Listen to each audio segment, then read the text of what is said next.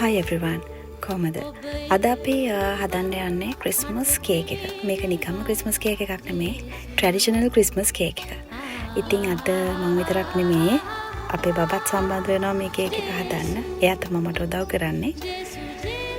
ඉතින් ඔයාලටත් පුළුවන් මේ දවස්වල ස්කූල් වැකේෂන් නිසා ඔයාලගේ බබාලත් එකතු කරගෙන අසම රස රෙසිපි එකක් try කරලා බලන්න.